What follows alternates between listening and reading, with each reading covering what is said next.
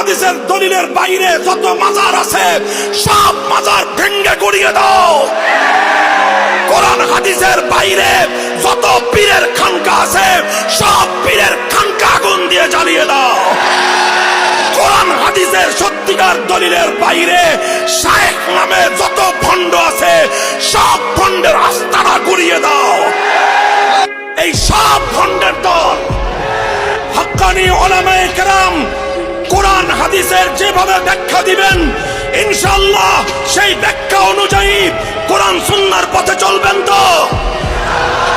হাক্কানি উলামায়ে কেরাম যখন জাতিকে ডাক দিবে, আসো কোরআন সুন্নাহ শুধু ব্যক্তিগত জীবন নয়, পরিবার জীবন নয়, কোরআন সুন্নাহর আলোকে একটি সমাজ গড়বার চেষ্টা করি।